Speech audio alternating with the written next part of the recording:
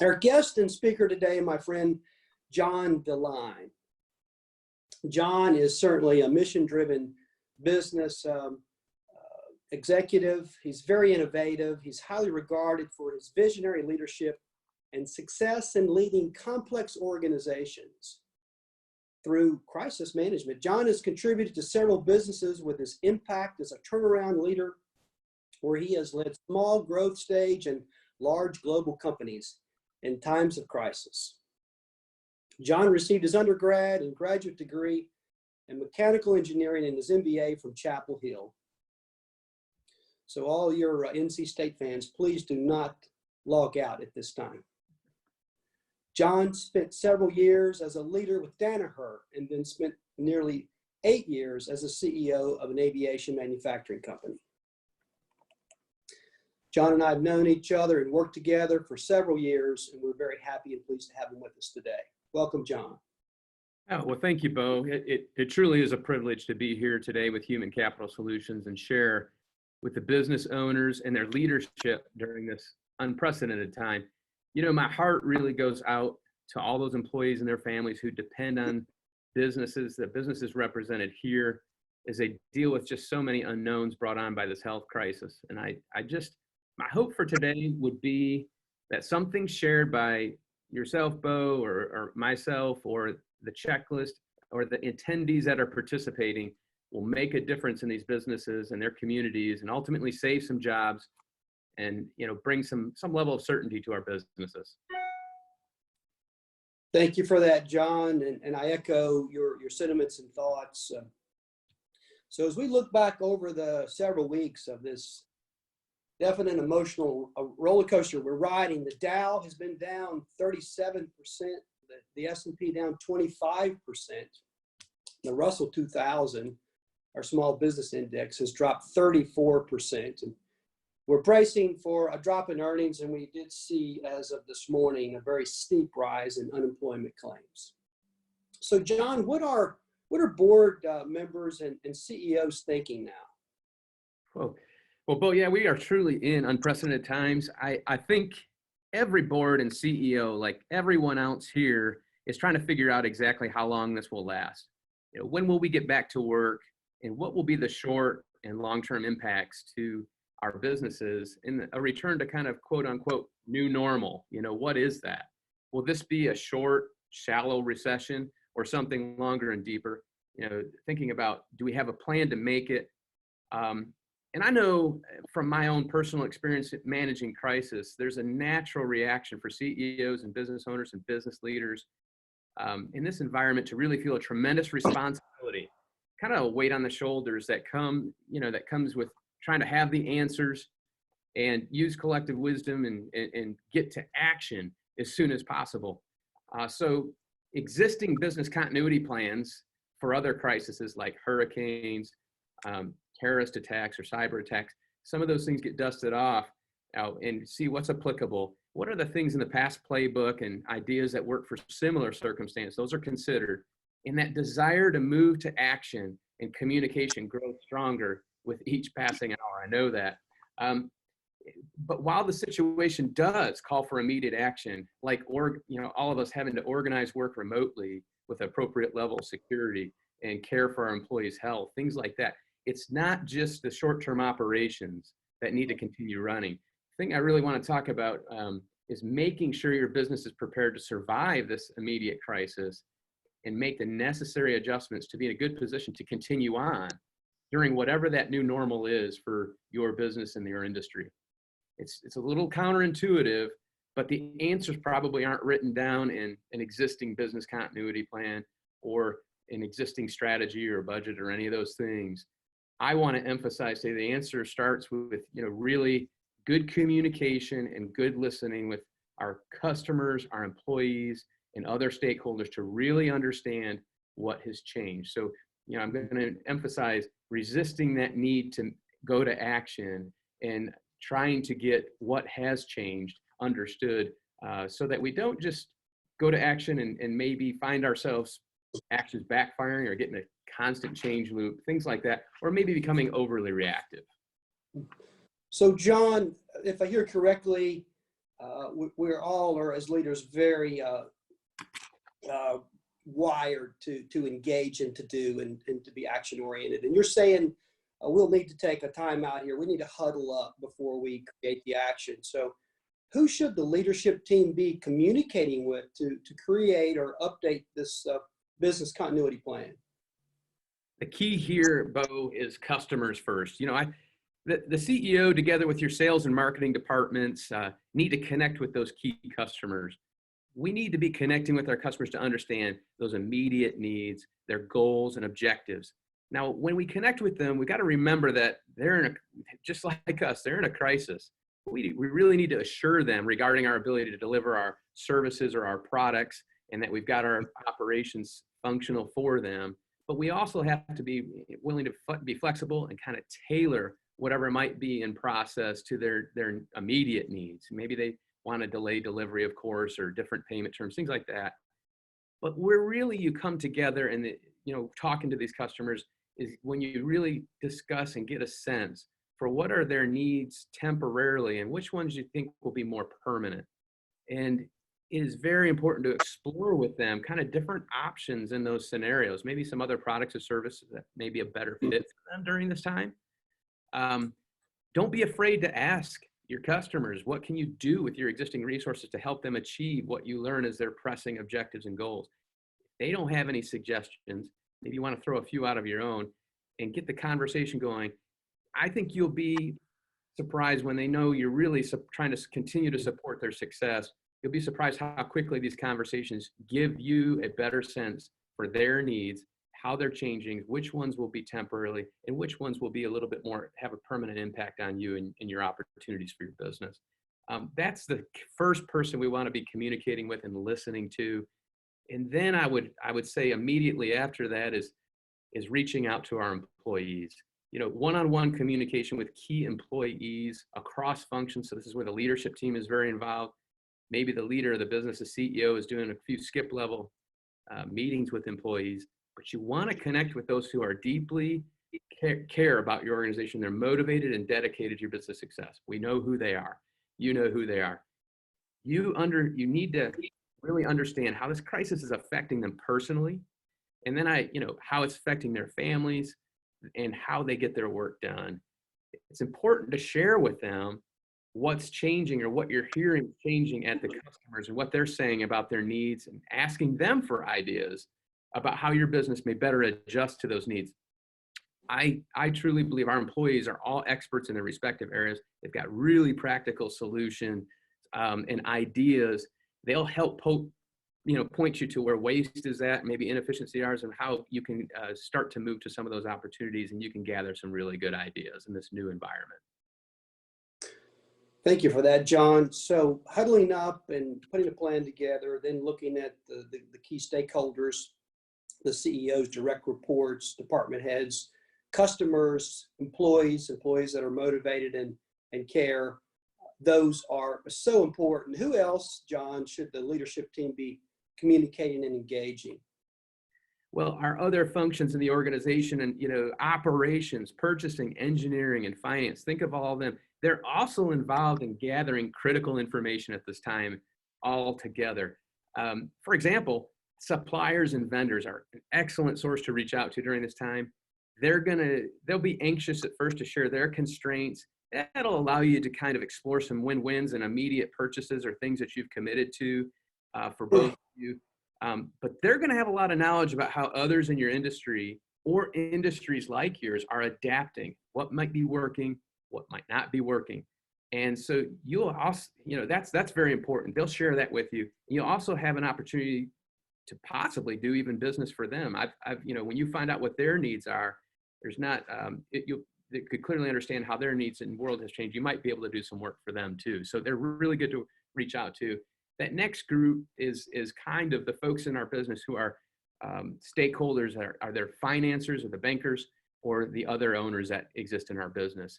And the finance team and the CFO can kind of get an idea what funding is available and where there's flexibility around that. Of course, we all have heard, $2 trillion is now in play, and portions of that will be, for businesses. And bankers will be happy to help you explore that emergency funding from the government and how you may be able to obtain that and go about that. The CEO and will need to connect with the other outside investors and see what might be available for them and what their expectations are. And what you find through doing this and connecting and listening is bankers and debt holders and owners have a tremendous amount of business experience. And when they know how things are changing, they can provide another viewpoint and things that you might want to consider adjusting in the new environment as well, which is very valuable ideas. So John, engaging our key stakeholders, it's such a high level of crisis now, unprecedented, that trying to roll out the plan and pull this off in a sequential fashion is not going to work. So there's a lot of parallel key duties and actions that are going on. What actions and communications must happen in parallel, John? Oh, sure, Bo. From a business perspective, I think a lot of folks on this phone know you've got to preserve and raise cash to endure a crisis like this that has a lot of timing unknowns. And that involves all functions in doing that immediately and in parallel as you're getting this information. Not just the accounting head needs to be, engaged in the effort. A lot of you have already gone out and collected receivables or are working on that or pushing out payables, maybe implementing stronger expense control or starting to look at some financial scenarios for review. Some of you may have already gone as to let's go of some resources or make some changes that just weren't working going into or won't be needed given this crisis afterwards.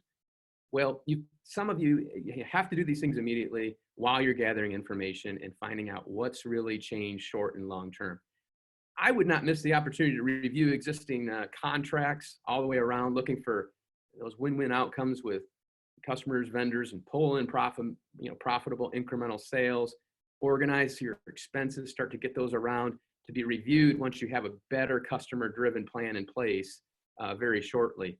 But getting everyone involved and finding that and reducing expenses early, don't be afraid to go out and tell them you're going through this process, to speak with customers and other stakeholders and truly understand what's changing now and for longer term and what they can be expecting from you in the coming days when you get a full plan together, a business continuity plan together. John, we certainly remember the 08-09 crisis, and some of the key learnings that we understand from thought leaders is that very thing. I should have communicated more frequently, should have kept the lines open. I went into a paralysis mode. I didn't really know what to say. And so what you're saying is, let's do the opposite of that. Let's get those conversations, invite those key stakeholders in. So John, how do we create this business continuity plan? Some people have a business continuity plan. Some are warming up to what that could mean, but how would we create such plan? Well, I want to emphasize, and brainstorming is actually key. It doesn't come to mind, and it might seem like there's not time for that. But if you're following this process so far, and we are going to distribute a checklist for everyone so they can kind of see this afterwards.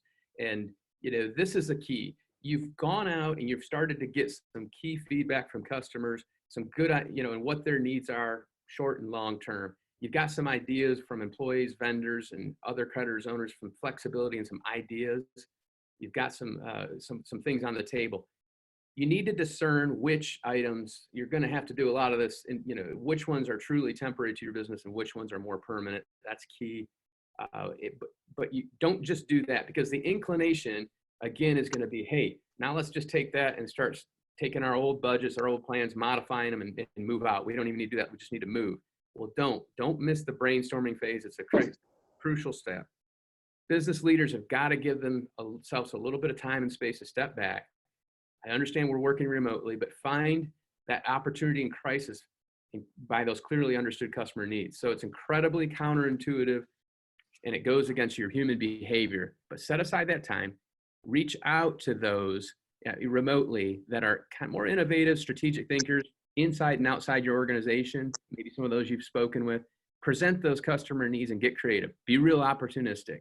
So if you're blessed, a few of you will be blessed with some cash, a little bit of cushion in this time. Maybe things as big as acquiring other businesses or launching new products and services that better meet needs is on the table. Maybe even just negotiating great deals on capital equipment or attracting new talent is on the table. That might not be the case for everybody. I understand that given these times, but refocusing, retraining, reskilling existing resources, looking for more efficiencies out of your business, all those things should be considered. This is probably the number one thing that gets skipped because of impatience, hanging on to the sacred cows, maybe of the past, or a lot of times just hoping things will just return to the way they were as quick as possible.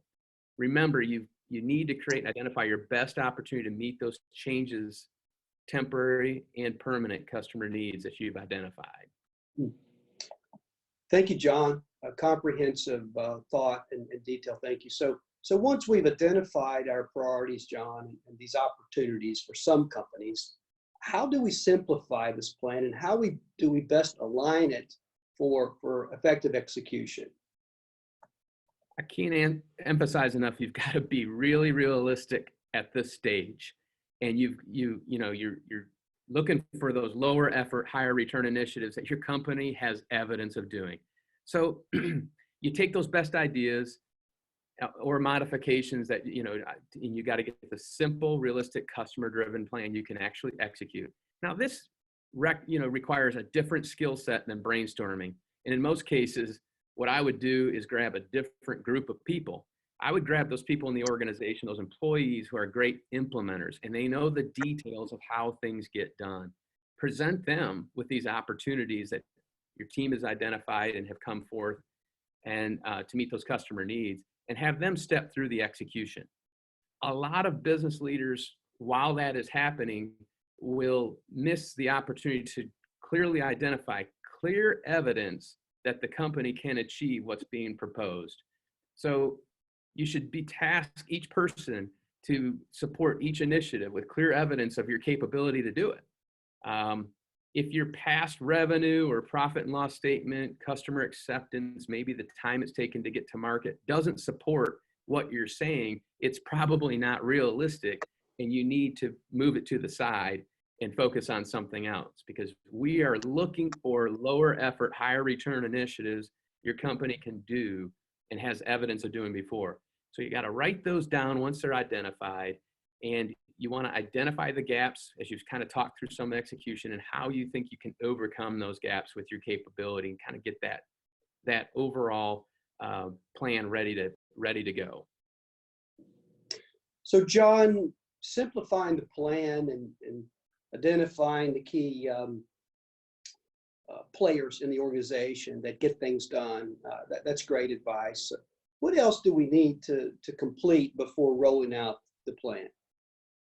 Yeah, Bo, there's one crucial step I see too, and it's some of the existing continuity plans already provide for scenarios for your business, like how to keep operations running and have the least amount of economic impact.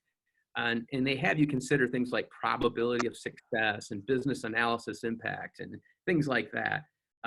Some may be tempted to take the work done so far in this process and just adjust your existing budget and again, drive to action. I like to add in here to take a small amount of time with your team to create a zero-based budget. And if you've never done one of those, just Google it. Essentially, what you're doing is you're starting with a more of a clean sheet of paper, like a startup business would, and you're looking at those customer-driven initiatives you've decided on, and you're only spending money on those expenses that go toward fulfilling their needs or giving you an unfair advantage in doing so. Like if you had a machine that can go 10 times as fast, create higher quality, and be lower cost than your competition, something like that. But what that will do is a zero-based budgeting process really helps the leadership team focus on what's going to create value and good return on investment in this new normal and what is not. And you'll find ideas will pop out like maybe we should outsource this function of our business because it's non-core, it doesn't really give us a long-term competitive advantage, and we can make that cost variable. When you've completed this budget, you typically find if you've done it right, it's going to be less than the one you've created for other scenarios, and therefore conservative in accommodating those scenarios because we don't know. We don't know how long this is going to last. We don't know if this is going to have another be reintroduced in some other time frame and put us back to square one. So you've got to be conservative during this time. This is a wonderful guide to use and determine what you want to consider eliminating, what's distracting. It really takes the emotion out of it, and it gives you a context and framework. Okay, this is fat, this is muscle, and this is bone for our new environment based on the customers, where they're at today and where they're going to be tomorrow. You wrap that session up by creating the necessary actions and owners, like you do in any plan, to overcome the identified gaps. You want to also spend some time on some very simple metrics where you can monitor the progress to the plan at this stage. So, John, we have gone through what it takes to engage key stakeholders, get the necessary and critical buy-in, build the rigorous, comprehensive plan. So now, how do we roll out this business continuity plan effectively? Well, you said it, Bo, yourself, and it's getting the buy-in and engagement is so critical to anything that we're doing in leadership. You know, you must communicate. You've involved your teams, you've involved your organization through this process. You've got to communicate to those stakeholders that, you know, how they will be impacted by any change. The customers, the employees, the vendors and owners, debt holders, they're all going to need to clearly understand how you're adjusting your business to the new customers' needs. Let them know the frequency of communication as the plan unfolds and what to expect next. Make sure you create good feedback loops to tell when you're on track and you can get some feedback, verify your progress, how you're achieving your plan. And as we all know how things go, you know, you've got to be able to make necessary trade-offs quickly. And to do that, you can't just do it all yourself and micromanage the process. You got to utilize the whole organization and empower them, right? So you got to give employees a voice in setting some of the targets in their areas that support your goals. You get them bought in, and really remember, as leaders, our job at this point is to ask questions and teach them how to make the best trade-offs for the customer, given what has changed in this new environment. And so we've got to ask a lot of questions. We've got to serve them and take a supportive, empowering role. I think about one of the things I like to do is go out on the floor and you know, ask a guy. There was a guy who said, "John Boy, hey, you know, what are our goals and how is what you're doing, you know, working toward those?" And have them put it in their own words and teach in that moment, and then really ask and say, "Hey, is there anything that I can do to serve you that's going to help you do that better?" And you'd be surprised the things that you get. You've got to follow up on those and build that credibility. But that's the type of thing, not just that all the leaders and your leadership team and below them should be doing at this stage to get that buy-in and that engagement and move forward. But John, you certainly remind us of what so many of our customers and clients across the country are looking for from human capital and their workforce. They're looking for buy-in, and you're reminding us that the buy-in comes through successful demonstration of servant leadership and being an effective coach, someone that's trustworthy and credible. Thank you, John. We can't thank you enough. I know the audience is benefiting. This session will be recorded and available. And we'll talk more about the checklist that you have brought to folks, offering for those that would like to email and acquire that certainly free of charge. So now it's time to take some questions from the attendees over the chat function. We do see a number of folks have gathered. We have a number of folks who wanted to be at this session but could not, so they'll be looking forward to the recording. So we're live. We'd like to receive some of the items coming through the chat room, and John, I'll allow you to take the first one. Okay. All right. Can you read that one? I sure can, and I'll read it aloud. What if my company has already made significant changes? What do we do now? And I can completely understand just the impact of this has been so quick and so different than anything we've thought of. Some of you maybe had to make changes already, and you might be sitting there thinking, hey, what if we've already done this? Now what? Is this applicable to me? Well, I would answer that by saying, as my wife always reminds me, it's never too late to do the right thing.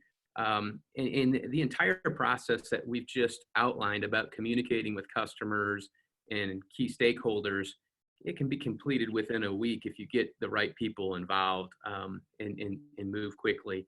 If you need immediate cash flow, keep finding and cutting those expenses, of course, in parallel. But I urge you, don't let perfect get in the way of good enough, I would say, and collect as much feedback as you can and adjust, so that you know what you're doing. A lot of us, I remember being in the position where you can set arbitrary numbers in a budget of guessing about how, your sales may fall or how things may change, and then aiming at that target. But I realized that that was just guessing, and why guess? If you don't have to, why not get the best ideas you can from those who've made your businesses successful to date? Mhm. Well put, John. We certainly are reminded from the building industry that before we pour the footer or we build the room, we must have a blueprint. We must have the architecture. And so, but it's okay if you have poured that footer or if you built that room, because you had to do that with the high sense of urgency. In parallel now, of course, as John mentioning, take a step back and work on the architecture and build your business continuity plan. Okay, more coming through the chat box. It's a quiet audience, John.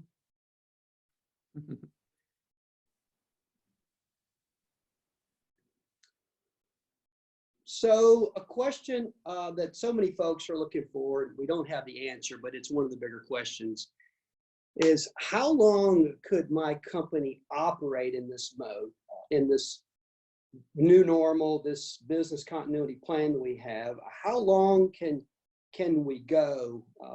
Because this is very strenuous, very different, perhaps not the most efficient, maybe not the most profitable. How long can we go? Take a shot at that, John.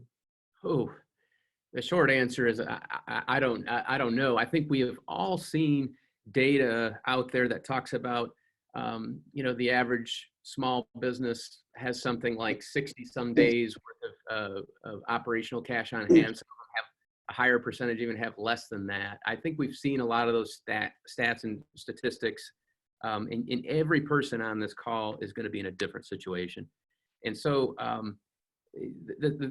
those things are going to be individual to each one of you, but I can tell you that if you take a small amount of time to step back, and as we've discussed here today, your probability of lasting longer is good because you'll be appropriately conservative in reducing your spend and getting to a spot of just getting to what are those needs and what is your difference, and staying on point, and you'll be able to go longer. And I really think that you'll come out with continuity on the other side of this. If this continues, you got all these scenarios. If we have another spike and we all have to do social distancing again at some later date, you'll be more prepared to stretch out longer because you've taken the appropriate action early. Yes, yes. And John, you bring up a great point that many of us learned from the 08 and 9 crisis is, if we do not have a plan, the rigorous plan you talked about, or maybe we do have that, we're very motivated to put a freeze and a pause on spending per se, and get much more authoritarian around approving expenses. And so one of the things that our firm learned, 10 years ago, 12 years ago, we made some decisions I'm convinced were penny wise and pound foolish. And we did not have this robust business continuity plan. And now that we do, we're seeing that there are some real opportunities to where you do contain and plug the holes of big spending through communicating with folks.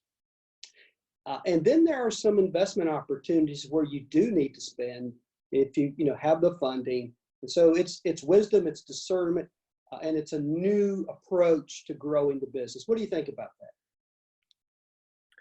Well, I think that's right.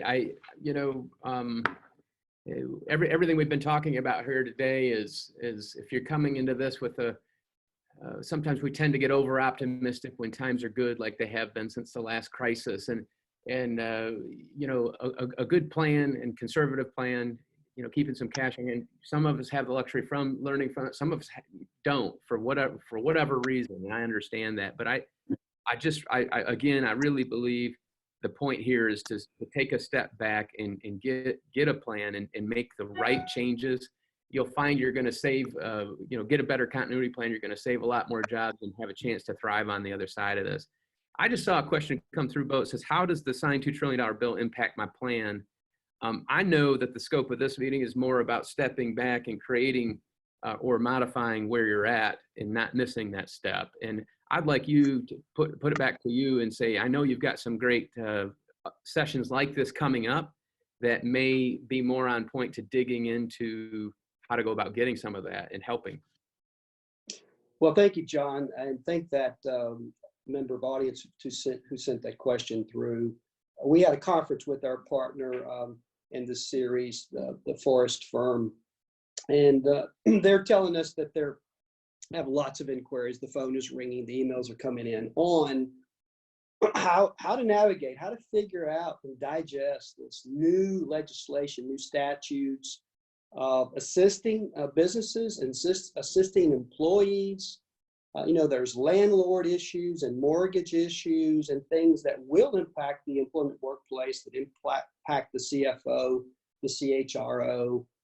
And it's so new, it's no way anyone could know this stuff. So a lot of the law firms will be, excuse me, will be tasked with helping and supporting.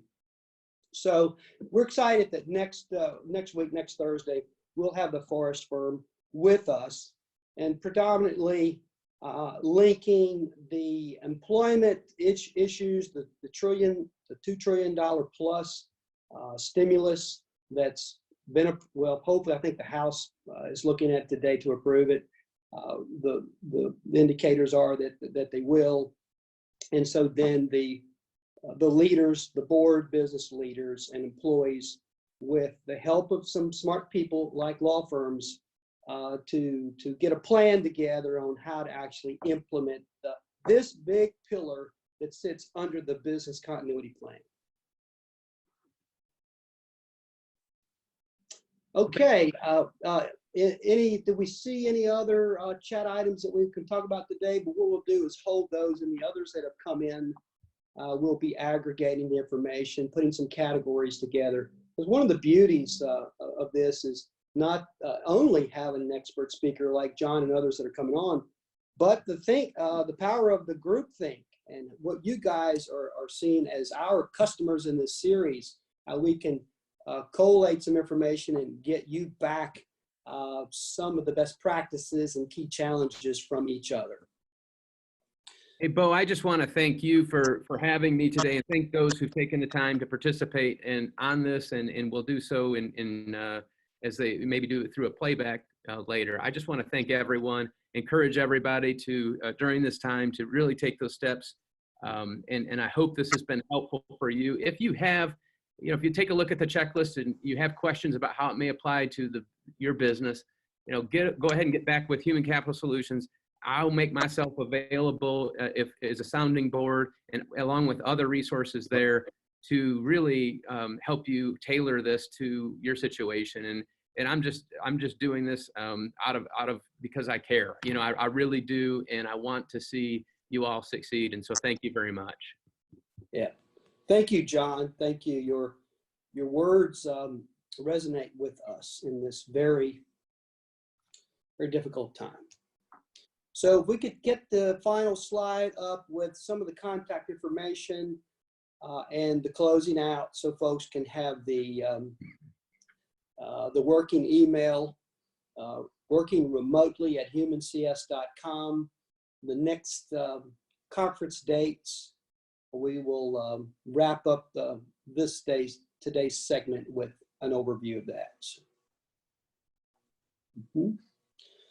And we have certainly put together an amazing support team This is not our core business, but we have some folks that have joined us. That's been such a learning experience and a pleasure to work with. And I thank the whole team. Lots of names. I don't want to leave anyone out, but thank you all for working sometimes around the clock to put this together. So again, this has been segment 1 of Human Capital Talks, a series. This is a 3-part series. Human Capital Solutions and Forrest Firm. And today's segment, of course, has been developing, communicating your business continuity plan. John DeLine, thank you again. Our next steps would be next Thursday, 11:45. In the meantime, email your thoughts, your challenges, your key ideas, things that maybe you've had some epiphanies that you'd like to share, some best practices. Some of you have been working on this for a while, so you've made some discoveries. It would be great to share with the entire group. Email those working remotely at humancs.com. We'll allow this flyer to continue to play. You'll receive your copy of the 5 steps for developing and communicating your business continuity plan. Thank you all. It's been an honor. It's been a privilege. John, the team, and the Forrest Firm, thank you, and those that are supporting this event. Our prayers and our thoughts are with you all. Absolutely. Thank you, Bo.